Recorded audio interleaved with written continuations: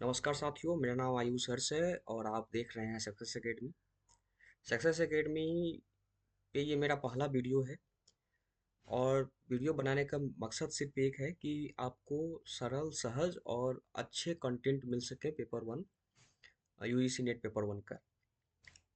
मैं अपने बारे में थोड़ा बताऊं। मैं कई बार यूजीसी नेट एग्ज़ाम को पास कर चुका हूं और इस दौरान मुझे एक चीज़ जो दिखी, प्रॉब्लम जो मुझे दिखी, वो ग्रामीण क्षेत्र के जो लड़के हैं, हिंदी माध्यम के जो बच्चे हैं, साथी हैं, उनके लिए दिखी कि जितने भी एडुकेटर हैं यूट्यूब पे या बाकी अपने अपने चैनल्स पे, वो सब जो है अंग्रेजी में कंटेंट बनाते हैं और उसको हिंदी अनुवाद कर देते हैं गूगल ट्रांसलेट से। गूगल से उसको ट्रांसलेट कर देते हैं हिंदी में, जिससे कई बार उसका अर्थ का अनर्थ निकल जाता है, कई बार तो अर्थ ही नहीं निकल पाता है। तो उसको, वो चुनौतियों को लेके मुझे लगा कि जो मैंने फेस किया है पिछले कुछ समयों में, तो उसको एक एक सहज और सरल तरीके से नोट्स बनाया जाए, सहज तरीके से उसको प्रेजेंट किया जाए आपके साथ। चूंकि सिलेबस थोड़ा सा भास्ट है, थोड़ा बहुत आपको लगेगा कि कई मतलब कई यूनिट्स को पढ़ने के बाद आपको लगेगा कि इससे कई चीज़ें जोड़ी जा सकती है। तो उसमें आपको सुविधा हो पूरे चीज़ को पढ़ने के बाद, इसीलिए जो है इस चैनल को बनाया गया है। और आप इसको, अगर आपका सहयोग रहा तो हम इसको पूरा, इसके पूरे सिलेबस को कवर करेंगे आने वाले कुछ समय में। और इससे आप यकीन माने कि अगर आप इस नोट से, अगर आप इस एकेडमी से आप पढ़ते हैं, तो 35 के आसपास आपके जो क्वेश्चन है वो सही होंगे, और आप थोड़ा सा और प्रयास करते हैं तो 40-45 वो आपके ऊपर है। लेकिन 35 का मैं आपको बताता हूँ कि वो अगर आप, निरंतरता आपकी रहती है क्लास में और आप पढ़ते हैं, तो वो कहीं नहीं जाने वाला है। तो चलिए शुरू करते हैं। सबसे पहले तो आज का जो वीडियो है वो मैं इसलिए बना रहा हूँ कि किसी चीज़ को शुरू करने से पहले उसके बारे में थोड़ा जान लिया जाए कि क्या है। ऐसे आप लोग जानते ही होंगे, या फिर जो पहली बार आए हैं हमारे, पहली बार जो देख रहे हैं, देना चाहते हैं यूजीसी नेट, या पहली बार हमारे से जुड़ रहे हैं, तो उनके लिए छोटा सा एक ओवरव्यू हो जाए कि क्या है यूजीसी नेट, क्या यूनिट्स होते हैं, क्या कितने परीक्षाओं होते हैं यूजीसी नेट में, क्या क्या कटअप होती है।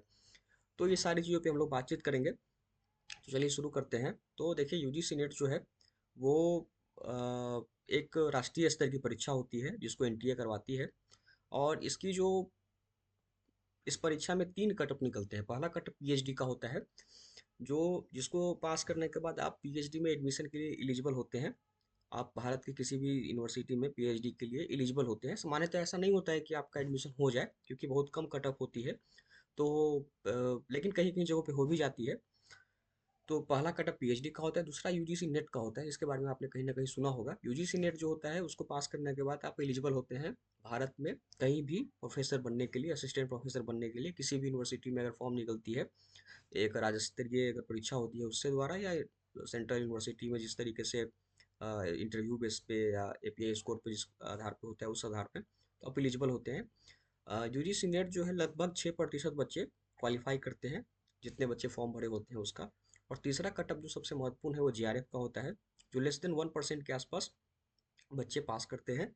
जेआरएफ पास करने के बाद एक अच्छी चीज़ क्या होती है कि आप पीएचडी करते हुए पहले 2 साल में 37,000, और फिर अगले 3 साल 42,000, कुल 5 साल तक आप सरकार के द्वारा आपको स्कॉलरशिप मिलता रहेगा। तो यूजीसी नेट की जो परीक्षा की जो संरचनाएं हैं, वो 2 पेपर होता है, सामान्यतः 2 पेपर होता है। यूजीसी में कुल लगभग 100 के आसपास सब्जेक्ट होते हैं, जिसमें पहला पेपर जो होता है वो सबके लिए समान होता है। और दूसरा आपका पेपर होता है जो आप जिस सब्जेक्ट से आते हैं। जैसे मैं सोशलॉजी से रहा हूँ, तो मेरा सोशलॉजी सब्जेक्ट होगा। आप इकोनॉमिक्स से हो सकते हैं, पॉलिटिकल साइंस से हो सकते हैं, ज्योग्राफी से हो सकते हैं, हिंदी से हो सकते हैं, अंग्रेजी से हो सकते हैं, आपका कोई भी सब्जेक्ट होगा। तो आप फर्स्ट पेपर जो होता है उसका सिलेबस एक जैसा ही होता है। तो सामान्यतः फर्स्ट पेपर जो होता है आपके यूजीसी नेट और जेआरएफ के लिए बहुत महत्वपूर्ण होता है। आपका सेकंड पेपर तो आपका कवर, आपका अपने मास्टर में पढ़ा ही होगा, आपका अच्छा होगा ही, आप नोट्स बनाते हैं, उस पर प्रयास भी करते हैं। लेकिन फर्स्ट पेपर जो होता है वो आपके जेआरएफ के लिए बहुत महत्वपूर्ण होता है, क्योंकि अगर आप इसमें 35-40 के आसपास अगर क्वेश्चन सही कर लेते हैं, तो फिर जेआरएफ आपको बहुत आसानी से मिल जाती है। क्योंकि लेस देन 1% ही बच्चे जो है वो जेआरएफ कर पाते हैं, तो ये थोड़ा टफ कंपटीशन होता है, जिसको पार करना थोड़ा चुनौती होता है, तो आपको फर्स्ट पेपर इसलिए मजबूत करना पड़ता है। और हिंदी भाषी क्षेत्र के लड़कों के लिए, हिंदी माध्यम के बच्चों के लिए फर्स्ट पेपर, सेकंड पेपर तो वो खुद कर लेते हैं। फर्स्ट पेपर में ऐसा कोई एडुकेटर नहीं है जो प्रॉपर हिंदी में नोट्स बना के भेज दे या पढ़ाए जिसे कि आप पढ़ के समझ लें। नोट्स में आपको ऐसे ऐसे शब्द मिलेंगे जो आप देखते होंगे गूगल से जो ट्रांसलेट करते हैं, उसमें आपको पता ही नहीं चलेगा कि अच्छा ये भी हिंदी का शब्द है क्या। तो आपको कोई एक जो फ्लो होता है वो नहीं मिलता है, जिस जो मैंने भी अनुभव किया है, आप सबने भी किया ही होगा कहीं ना कहीं। तो उसी चैलेंजेस को हमने सॉल्व करने की कोशिश की है, और आपको एक सरल सहज नोट्स और उसके जो हमारी जो पूरी शैली होगी उसी पे आधारित होगी। तो फर्स्ट पेपर का उद्देश्य, चूंकि इसमें 10 यूनिट्स होते हैं, सीधा उद्देश्य होता है कि आपको जो बेसिक चीज़ें हैं, या अगर आप असिस्टेंट प्रोफेसर बनते हैं तो आपको शिक्षण के बारे में पता होना चाहिए, शोध के बारे में मोटा मोटी पता होना चाहिए, कंप्यूटर के बारे में पता होना चाहिए। तो इस तरीके की बेसिक नॉलेज आपको पता होनी चाहिए, जिसके लिए ये पेपर बनाई गई है। इसके सिलेबस को अगर हम देखें तो उसको 10 यूनिट में बांटा गया है, जैसा कि आप देख भी सकते हैं। टीचिंग एप्टीट्यूड है, रिसर्च एप्टीट्यूड है, कम्प्रीहेंशन है, कम्युनिकेशन है, मैथमेटिक्स है। तो अगर इस पूरे 10 यूनिट को अगर हम दो भागों में बांटे तो 6 यूनिट ऐसे हैं जो कि थ्योरिकल है। आप देख सकते हैं कि इसमें ये जो टीचिंग एप्टीट्यूड है, ये रिसर्च एप्टीट्यूड है, कम्युनिकेशन और ICT, people people in development environment, higher education, ये जो 6 टॉपिक्स है, ये जो है ये थोड़ा सा जो है आपको थ्योरिकल है, जिसमें आपको चीज़ों को समझना पड़ता है। रटना नहीं मतलब रटने से क्या होगा, क्योंकि सवाल बहुत डीप से पूछा जाता है, आप फर्स्ट पेपर में आप देखे होंगे। तो रटने का क्या मतलब है कि जो सवाल आपने जो रटा है, जो याद किया है, वही आ जाए तो बन पाएगा। ये 6 यूनिट्स में आपको समझना पड़ता है, एक पूरे सीक्वेंस में आपको समझना पड़ता है, आपको पूरे डीप उसका एनालिसिस करना पड़ता है। तो ये तभी ये 6 जो यूनिट्स है आपका हो सकता है। और चार दूसरी तरफ जो ये 4 यूनिट्स हैं, जो बच्चे के 4 यूनिट्स में इसको कर चेंज कर देता हूँ। जैसे कि ये आपका ये कम्प्रीहेंशन हो गया, ये तो सिंपल सा एक गद्यांश होता है, अ, जिसमें आप जिसमें आप एक गद्यांश को पढ़ते हैं और 5 सवाल का जवाब देना होता है। कभी कभी क्या होता है दोस्तों कि बहुत आसान आ जाता है जो आप पढ़ के ही जवाब दे देते हैं। कभी कभी क्या होता है कि यूजीसी वाले भी उसको अंग्रेजी में बनाते हैं और हिंदी में अनुवाद कर देते हैं, जिससे कि उसका पूरा अर्थ नहीं निकल पाता है, आप समझ नहीं पाते हैं। तो एक दो सवाल इसमें गलत हो जाते हैं। अगर आप सही से इसको पढ़ के बनाते हैं तो फिर 5 में 5 कर जाते हैं, इसमें कुछ मुश्किल नहीं होता है। फिर उसके बाद जो मैथमेटिकल रीजनिंग और एप्टीट्यूड है, ये अगर आप साइंस बैकग्राउंड से रहे हैं, आपका 11th 12th साइंस से रहा है, या फिर आपने कभी एसएससी वगैरह का तैयारी किया हो, या कभी एग्जाम दिया हो रेलवे वगैरह का, तो ये मैथमेटिकल रीजनिंग और डेटा इंटरप्रिटेशन, ये तीनों यूनिट्स आपके लिए बहुत आसान होगा। 15 में आप 12 प्लस लेके करके चले जाएंगे, उसमें कुछ मुश्किल नहीं है। अगर आप नहीं भी किए हैं तो पिछले ये 8th या 9th लेवल का क्वेश्चन होता है इसमें, तो अपन मिलके करेंगे तो उसमें ज़्यादा मुश्किल नहीं होगा, हो जाएगा, उसमें कोई दिक्कत वाली बात नहीं है। तो मोटा मोटी देखा जाए तो कम्प्रीहेंशन में 5 लाया जा सकता है। 4 अगर ज़्यादा टफ हो गया, मतलब गढ़ांस नहीं समझ में आया, तो 4 लाते हैं लोग। बाकी इस 3 में 15 में 12 तो मिनिमम आ ही जाता है, जिसका बैकग्राउंड अच्छा है मैथमेटिकल। नहीं भी है तो 10 के आसपास जो है उसमें स्कोर किया जा सकता है। बाकी जो 6 यूनिट्स बचते हैं, इस 6 यूनिट्स में अगर आप डीप पढ़ते हैं, आपने अच्छे से उसको एनालाइज करके पढ़ा है, तो 30 में लगभग 20 के आसपास, 20 22 25 के आसपास सवाल बनते हैं और बनाए जा सकते हैं, इसमें कोई मुश्किल नहीं है। तो चूंकि अब जो है एग्जाम का जो पैटर्न हो गया है, सिलेबस तो यही है, लेकिन अब वो थोड़ा डीप से पूछते हैं, डायरेक्ट नहीं पूछते हैं, जिससे कि थोड़ी सी जो है आपको और सहज और तरीके से पढ़ना पड़ेगा। और आसानी से इसमें 35 तो मैं बता ही रहा हूँ कि 35 अगर आप हमारे क्लास को रेगुलर देखते हैं तो आपको आपका हो जाएगा। अगर आप थोड़ी सी प्रयास करते हैं, उस नोट्स को बार बार पढ़ते हैं, उसका उस अपने बनाए हुए नोट्स को बार बार रिवीजन करते हैं, मॉक टेस्ट वगैरह लगाते हैं, या फिर प्रीवियस ईयर क्वेश्चन लगाते हैं, तो 40 45 आप अपने योग्यता से ला सकते हैं। बाकी 35 के लिए आपको कहीं जाने की जरूरत नहीं है, आप हमारे साथ जुड़े रहें तो उसमें कोई चुनौती, मैं ऐसा नहीं बोलूँगा कि मैं 45 आपको लगा दूंगा, ऐसा कुछ हो भी नहीं सकता है। बस ये है कि आप सिर्फ हमारे जो कहे हुए चीज़ें हैं उसको फॉलो करेंगे तो 35 के आसपास आपके सवाल फर्स्ट पेपर में सही हो सकते हैं। और अगर आप थोड़ी और मेहनत अपने से करेंगे तो वो संख्या और बढ़ सकती है, 40 उसके आगे भी जा सकती है। तो मोटा मोटी यही है। अगर आप देखें यूनिट वाइज में क्या क्या है, तो टीचिंग एप्टीट्यूड में जैसा कि नाम से ही है कि शिक्षण के बारे में पूछा जाता है कि उसका नेचर क्या होता है, प्रकृति क्या है, शिक्षण का उद्देश्य क्या है, विशेषताएं क्या है, शिक्षण विधियां कौन कौन सी हैं बच्चों को पढ़ाने के लिए। पेडागोजी आपने सुना होगा।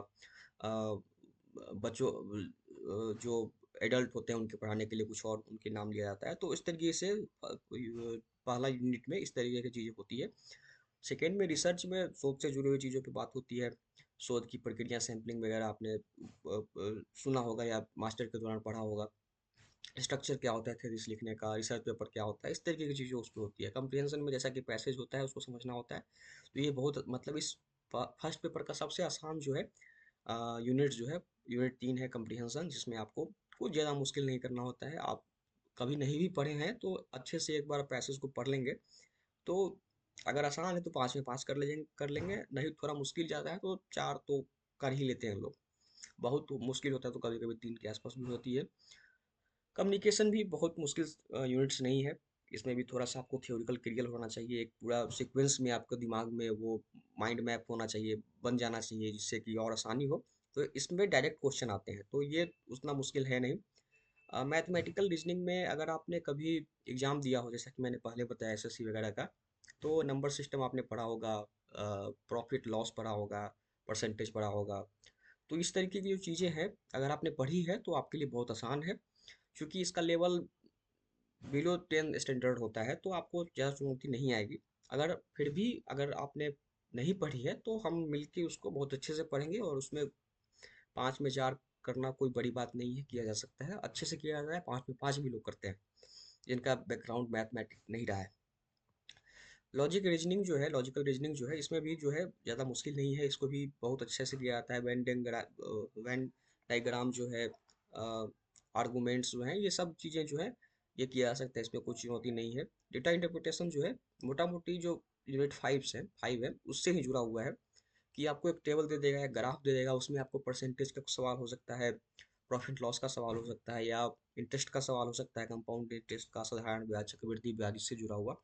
आईसीटी का जो है पूरा जो बेसिक है कंप्यूटर से जुड़ा हुआ होता है कि जो फर्स्ट जनरेशन कंप्यूटर है उसमें क्या यूज किया गया था, इस तरीके से पूरा सीक्वेंस में आपको पढ़ना है, और वो सारा कुछ हम आपको पढ़ाएंगे।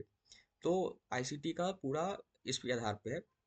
जो दो टॉपिक है ये, टॉपिक 9 और टॉपिक 10, ये जो है इसमें सवाल जो है मोटा मोटी पहले सबमिट वगैरह से पूछते थे कि 1992 में कौन सा सबमिट हुआ था, एजोन परत के लिए कौन सा सबमिट हुआ था, इस तरीके से पहले पूछा जाता था। लेकिन अब जो है ये थोड़ा सीक्वेंस इनका बदल गया है, और ये सवाल जो है, कुछ सवाल जो है आप ये डायरेक्ट भी पूछ देते हैं, कुछ इनडायरेक्ट भी पूछते हैं।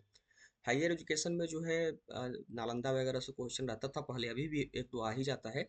पॉलिसी मेकिंग से भी सवाल आते हैं, कुछ आर्टिकल से भी एक दो सवाल देखने को मिले हैं।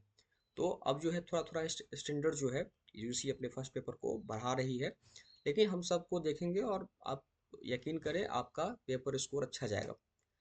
आप जो एग्जाम पैटर्न है उसको आप देखें तो कुल 150 प्रश्न होते हैं, पहला पेपर में 50 प्रश्न होते हैं, और प्रत्येक प्रश्न 2 अंक का होते हैं।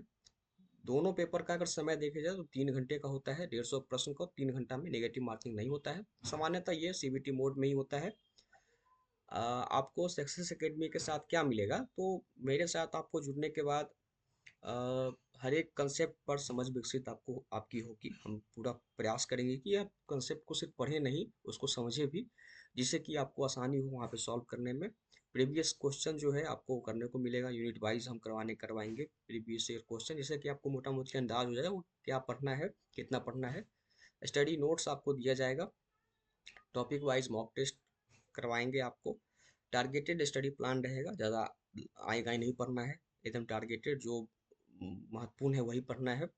पूरा कोर्स जो है जैसा मैंने पहले बताया हिंदी माध्यम छात्रों के लिए ही बनाया गया है।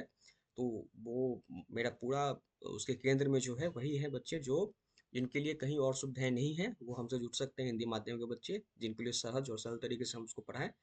हम प्रयास करेंगे अगर आपको सहयोग रहा तो अगले 60 दिनों में एग्जाम से पहले तक पेपर 1 को समाप्त कर दिया जाए। और आप सहयोग अगर हमें करेंगे तो मोटिवेशन भी मिलेगा, और हम लोग मिलकर इसको पूरा भी करेंगे। तो यही बेसिक इंट्रो इसका परिचय रहा, बेसिक इसका ओवरव्यू रहा पूरे फर्स्ट पेपर का। तो हम इसको शुरू कर मतलब आज तो इसको हम अपने पूरे टीचिंग एप्टीट्यूड जो मेरा फर्स्ट यूनिट होगा उसका फर्स्ट लेक्चर शायद मैं शाम को अपलोड करूं। उससे पहले मैं आपको इसका पूरा ओवरव्यू दिया हूं। तो अगर आप इसको समझ गए होंगे तो फिर अपन हम आगे चलेंगे। और चूंकि आप सब इसको जानते ही हैं, फिर भी मुझे लगा कि एक शुरुआत में सीधा सिलेबस पे नहीं आना चाहिए, उससे पहले ही बता दिया जाए कि सिलेबस क्या है, पूरा एग्जाम क्या है। इसके लिए मैंने आपके सामने ये सारा चीज़ रखा। तो बहुत बहुत धन्यवाद, आप जुड़े रहें हमसे। अगर आपको लगे तो सपोर्ट कीजिए, बाकी हम तो कोशिश कर ही रहे हैं कि कुछ बेहतर हो पाए। बहुत बहुत धन्यवाद, शुक्रिया।